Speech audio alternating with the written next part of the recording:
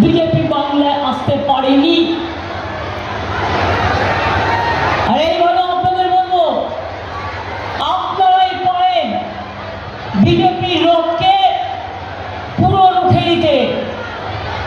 পরিষ্কার করে আপনাদের বলি, বাংলায় কতগুলো কথা আমার বলার আছে, আপনারা কান দিয়ে শুনুন। এটা দরকার ভাবনার। কি ভাবনার দরকার? না তো যদি তৃণমূল না যেতে, তাহলে যদি এখানে বিজেপি যেতে আপনার ভোটে, কংগ্রেসকে ভোট দিয়ে ভোট কেটে, কংগ্রেস জিতবে না বাংলায়, মনে রাখবেন, অন্য জায়গায় জিতবে, যেখানে যেখানে আমাদেরও ক্ষমতা আছে, আমরাও সাহায্য করছি, কিন্তু বাংলায় নয়। বাংলায় আমাদের কোনো জোট নেই। বাংলায় তৃণমূল কংগ্রেস বিজেপিকে একা লড়ছে এবং একা লড়বে।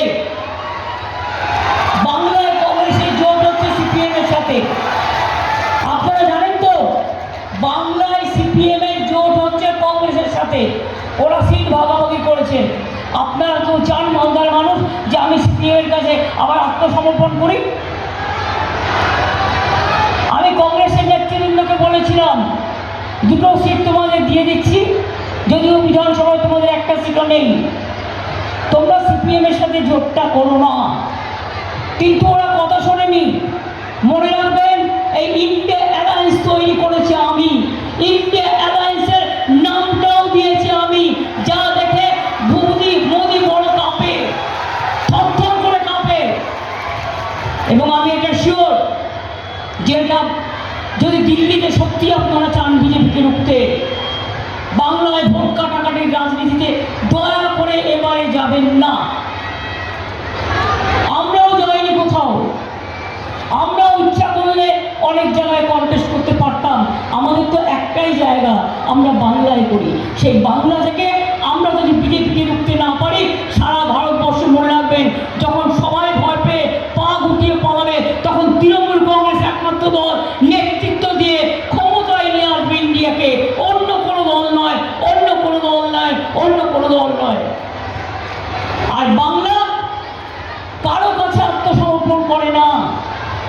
বাংলা নিজের দাবি ছিনিয়ে আনবে। আজকে দেখতে পাচ্ছেন না, এতদিন ধরে হ্যাঁ বুঝতাম, যখন বরকতদা ছিলেন আপনারা ভোট দিতেন, তাকে আমরাও সম্মান করতাম, আমাদের কোনো আপত্তি নেই।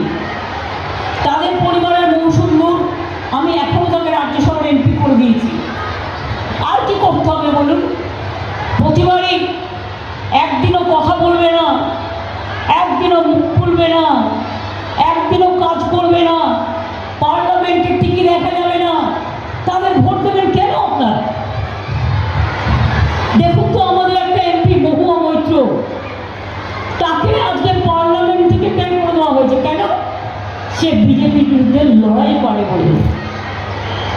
আমরা মতুয়া সম্প্রদায়ের মমতাবালা ঠাকুর, তাকেও কিন্তু এমপি করেছি রাজ্যসভার, মনে রাখবেন। আলিপুরদুয়ারে লড়াই করলেন প্রকাশ চিকি বাড়ি, তাকেও আমরা আলিপুরদুয়ার থেকে রাজ্যসভার এমপি করে তাকে আমরা লোকসভাতে লড়ালাম। অভিমান হয়। আমি মনে করি মানুষই আমাদের সবচেয়ে বড় জনতা জনার্দন।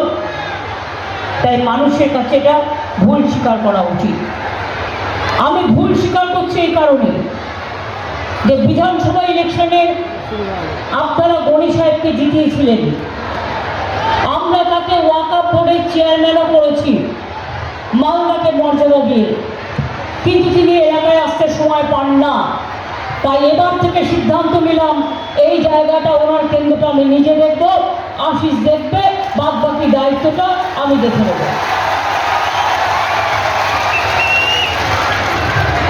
আমি সুজাপুর আজকে নয়, দীর্ঘদিন ধরে চিনি। যখন হুমায়ুন বাবু দাঁড়িয়েছিলেন, বাই ইলেকশন হয়েছিল, তখনও কিন্তু আমি এসেছিলাম, মিটিং করেছিলাম। আর আমার মনে আছে, তখন আমাকে নিয়ে আসতো মঞ্জুদি।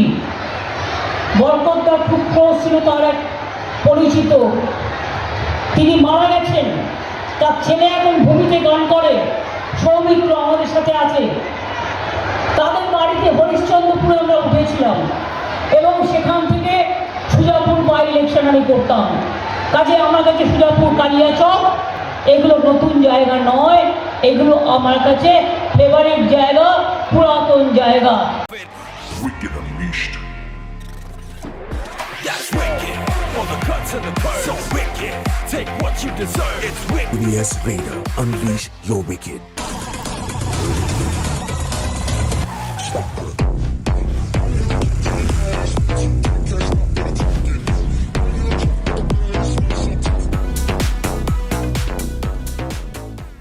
The new TVS Ntorq 125 Race XP.